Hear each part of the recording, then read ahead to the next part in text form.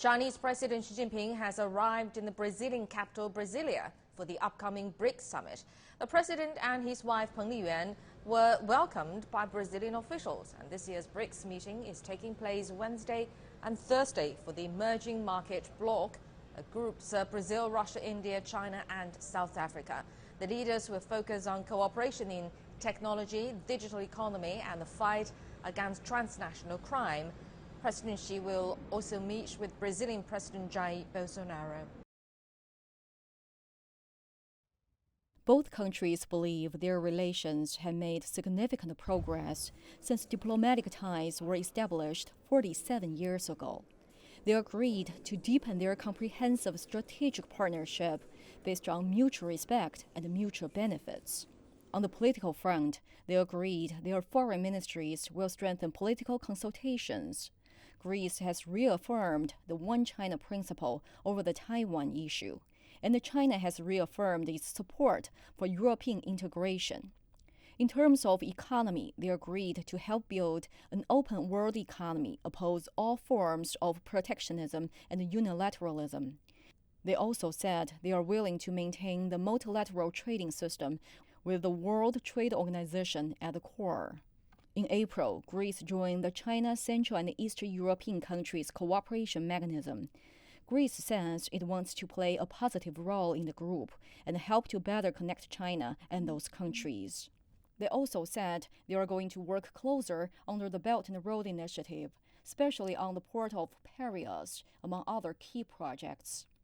Greece will establish a consulate general in Chengdu, the capital of Sichuan province in southwest China. They will also facilitate cooperation in many other areas, including agriculture, technology innovation, ecological protection, and the maritime economy. China and Greece are two ancient cultures. The two nations have agreed to strengthen their cultural exchanges and work closely in archaeology, cultural heritage, arts, education, and tourism. Shared vision, shared responsibility. Legislatures from 10 U.S. states and 15 Chinese provinces have joined nearly 200 enterprises in discussing challenges and responsibilities they face. The liveliest conversation focused on education, environmental protection, and governance. In his speech, U.S. Ambassador to China Terry Branstad expressed his hope that everyone at the U.S.-China Subnational Legislature Cooperation Forum will find common interests, establish close ties, and enhance mutual understanding. And so the initial fear that Chinese were taking away jobs, right, now it's translated to both in all parts of the world, this future of work. What's going to happen? You have millions and millions of people you have to put to work. We have millions and millions of people. It's not Chinese people or American people or French people, it's machines. And that to me is the greatest threat. The forum was part of an effort to build a subnational exchange mechanism between the two countries, a key point of President Xi Jinping's visit to the U.S. in 2015. The previous three forums were held respectively in Hawaii, Wuhan of Hubei Province, and Las Vegas, Nevada. The forum aims to form pragmatic cooperations between legislatures from both sides. It is also a golden opportunity to enhance understanding and trust between the two countries. Building my relationship with the government officials of China has helped me understand how that we in the United States, especially in my state of Alabama, can be a partner with them when it comes to imports and exports. China and the U.S. have made full use of this cooperation forum as a platform to support and promote cooperation between provinces and states in the fields of economy, trade, tourism, and more, in order to bring tangible benefits to both sides. The two-day forum consolidates the basis of public opinion for the state development of China-U.S. relations. A moment that's hailed as a new chapter in media cooperation between China and Brazil. This signing ceremony will see two documentary series produced by China Media Group air on Band TV, a major Brazilian television network. Xi Jinping's classical literary quotes, is a series which looks at the famous sayings and stories from ancient Chinese classics quoted by President Xi in his speeches and articles. And Our Journey, which explores changes that have taken place in China since the founding of the People's Republic. We got a very strong message first of this serial documentary made with the quotations selected by Xi Jinping. It's a very strong message to know the deeply sense of people's drive in the Chinese government.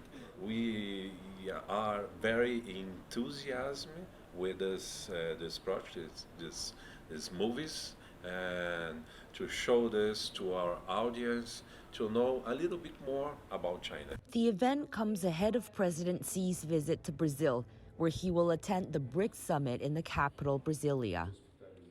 Speakers at the signing ceremony also noted the importance of cultural exchanges between members of the bloc.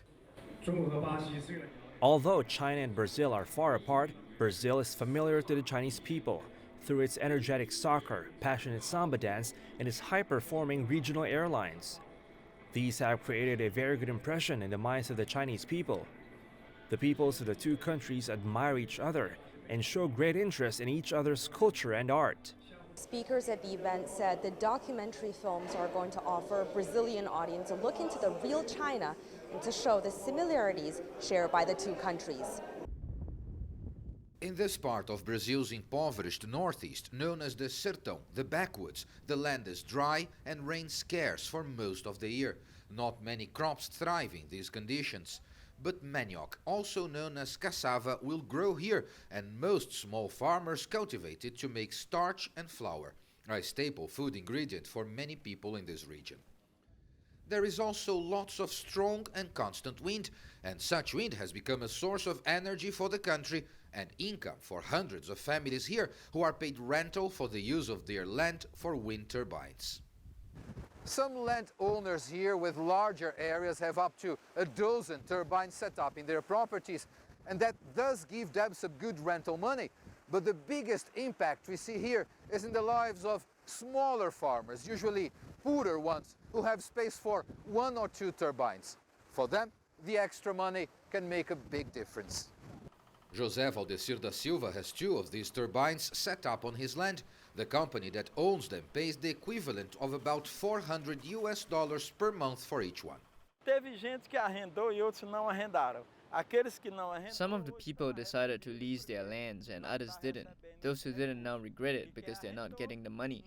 For us who did it, it's good. It's not a whole lot of money, but it's very helpful now because manioc prices are very low. The Ventos do Araripe Wind Energy Park was built by Brazilian company Casa dos Ventos and completed in 2017. It was partially funded with resources from the China-based New Development Bank, the NDB, also called the BRICS Bank. That NDB funding here in Ventos do Araripe came to about $67 million out of a total of $621 million allocated by the bank for projects across Brazil between 2016 and 2018.